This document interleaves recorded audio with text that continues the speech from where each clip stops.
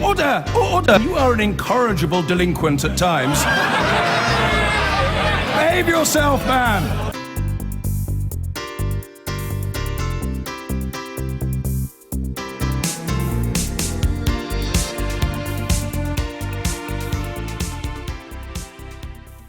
If you want to get on the front page of papers, kill somebody. That's the message from today's papers. The guy responsible for the massacre at Munich is absolutely everywhere. Lots of analysis about what he was really up to. It doesn't seem to have been a particularly motivated crime. There's the front page of the Sunday Times, and there, very similarly, is the Observer. Munich killer was bullied loner who had an obsession with mass murder, it says.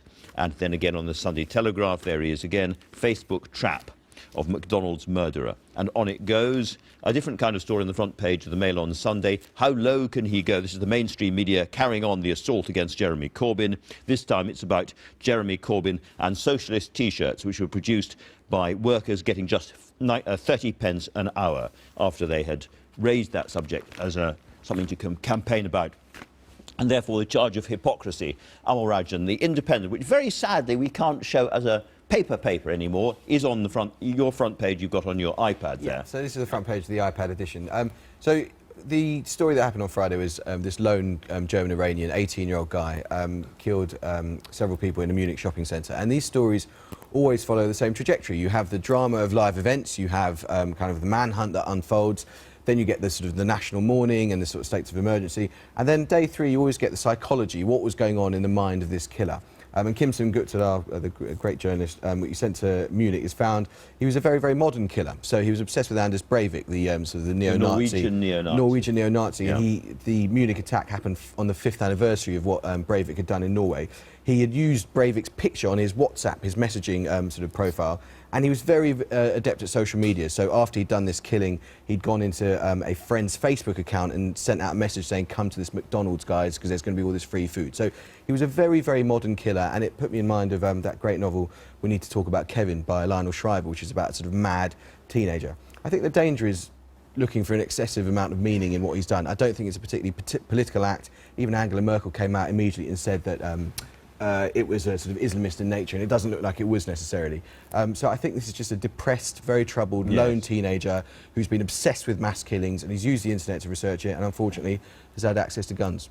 Alison, you've got the timeline there from the Observer. Yes, that's right. And actually, I think there's lots of people who'll be thinking, goodness, what is going on in Europe? From taking us through from January last year in 2015 in Paris through to these recent events, it does feel like an incredibly dangerous time, and lots of people will be worrying and also just absolutely feeling for those affected. You know, it seems like we're all vulnerable. Yeah, and of course, then there's knock-on consequences in the news as well, with the extra checks causing tailbacks into the port of Dover, and so the consequences of this are huge. And not least, we've also seen in Kabul last night. Yes, we don't hear much about Kabul, but that's partly because it happened right in the middle of the night. That's right, and actually, if you look at the BBC's own coverage online, they've tried to explain what's happened overnight, where 80 people are now dead. 80 people have been killed in a blast. And 230 injured. So clearly events around the world terribly serious. But we in the West should remember, we've got out of Afghanistan. It's over. It's not over for Afghanis. Not at all. And what seems terrible is that people were taking part in a democratic process and have paid a terrible price for that. Isabel, I think you were actually in Nice at the time of that awful event, and you've chosen a story there, but you missed it, did you? Yeah, narrowly, yes. Narrowly. Yeah, it was quite horrible going back to the promenade and seeing the memorials there. This is about the political implications of the Munich attack. It's an analysis piece in the Sunday Telegraph, in which it says that though German politicians will point out that this was a lone wolf attack, it still has huge political implications for Angela Merkel, because it feeds into a narrative that she's made a mistake with Germany's immigration and asylum policy. Letting in the million people. Yeah, and it's not just the sort of wrath of the German public, it's also her standing in Europe. And so in terms of negotiations, and in terms of negotiations with the British, and in terms of her maybe standing with Theresa May during the Brexit negotiations, it makes that there's a whole knock-on effect. Of course, this guy made a big thing about the fact he was born in Germany. He said, I'm a German, I was born in Germany. Nevertheless, she's under a lot of pressure, isn't she, Angela Merkel, for the Alternative für Deutschland of the right-wing party, which are really piling on the pressure. Yeah, and he wasn't associated with the Islamic State, but it's still feeding into this narrative that already existed about her asylum policy. Well, you mentioned Brexit there. Let's talk about Brexit. There are two really interesting stories, Hamill, in the papers today. So One is from the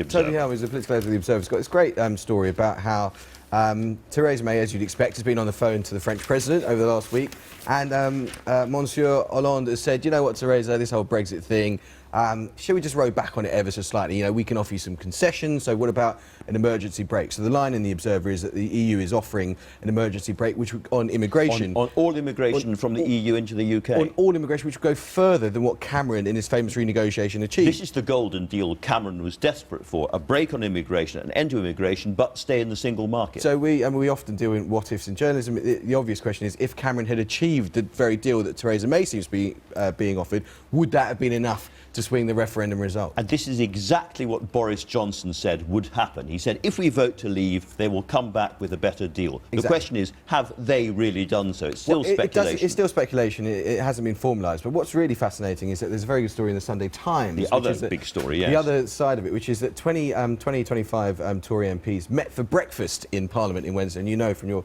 days covering Westminster, Andrew, that when Tory MPs meet for breakfast, something's really afoot. And they met for breakfast basically to say, and you know that there's a very useful picture of Ian Duncan Smith, who's clearly among the 25, where they've said that, you know, Brexit really does mean Brexit. Of course, no one knows what this means, but they're demanding that Theresa May's very hard line. They want her to pull out the European single market, and they want total control of immigration. And they're going to basically be this kind of sort of almost paramilitary group forcing her to be hard line on it. So on the one hand, Isabel, Theresa May is being tempted by these attractive sounding offers from the EU, which would be very, very attractive for a lot of British business. On the other hand, she has to watch this potential insurrection on her own benches, because 25 Tory MPs is a lot bigger than her majority. Well, absolutely. She may have changed the look of her front bench, but she hasn't changed the political balance of Parliament, and she still has to pay heed to that. And the Conservative Party, she's managed to annoy more people than she has in her majorities, definitely more than 12 angry Conservative MPs stalking the corridors at the moment. I've got a story in the Mail on Sunday about terrace rage from some Tory MPs who were very angry they hadn't been promoted. They felt their time had come. And this is not a football terrace, is it? This is on the lovely civilised House of Commons terrace, where they threw their passes back at a whip on Monday night because they were very cross. And the problem is they hadn't been given jobs. They hadn't been given jobs. Anyone would think the country was fine. But they're now going back to their constituencies, and they've got the whole of the summer to stew, basically. And this means that September is going to be quite a febrile month in the Conservative Party. And really, Theresa May has had a lovely start as Conservative leader. She had a wonderful Prime Minister's questions, but it's going to get very difficult, very tense very quickly. September, we Absolutely. think. Alison, a lot of us are wondering, you know, all those warnings about economic catastrophe, we read one thing and then we see something else. It's very hard to know what's going on, actually, after Brexit. That's right. And in a lot of the papers, there have been these kind of rundowns, and the Observer has got another one about which of the Brexit kind of horror predictions have come true.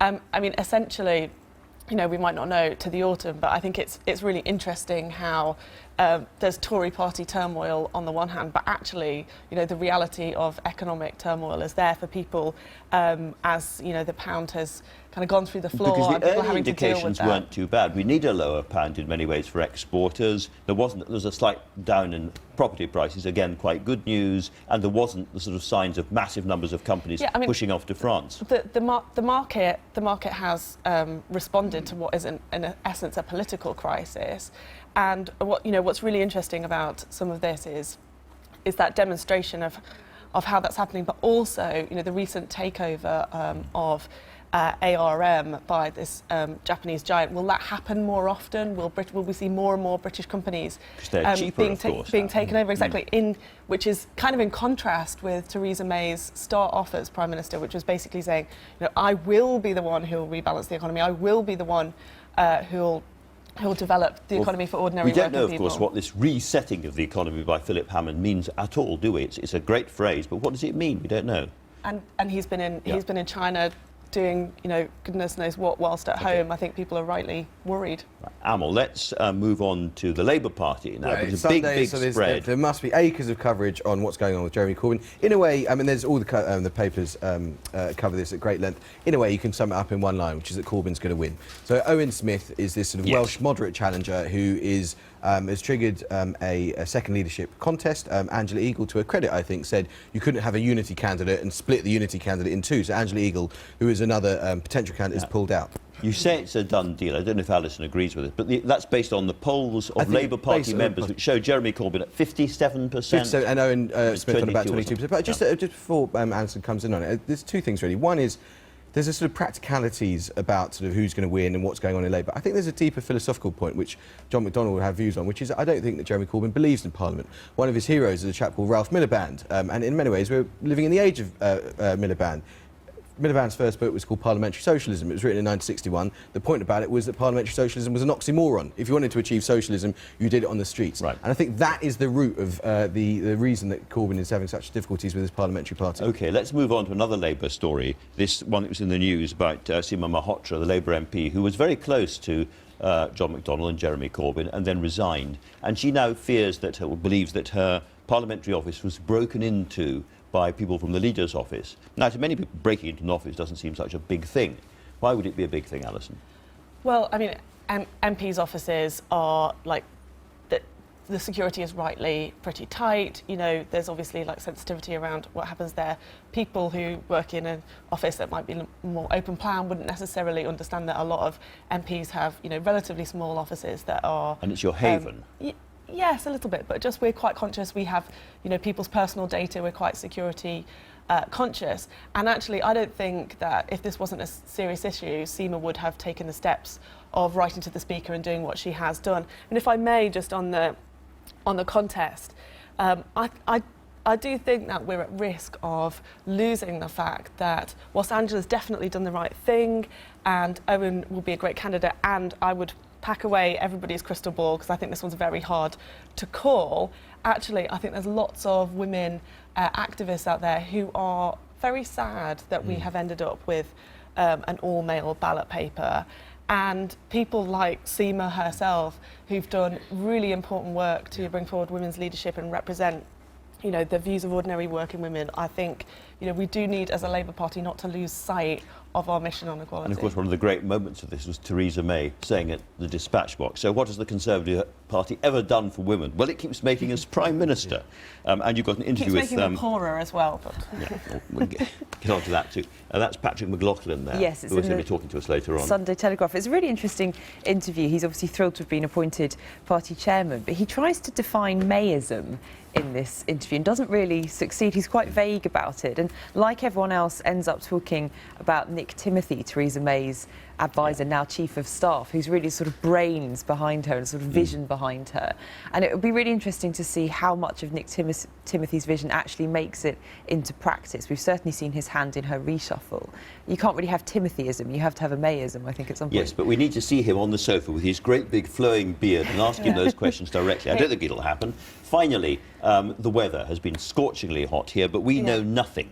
Indeed. I mean, here's hoping that Mayism isn't just mayhem. But, you got that in.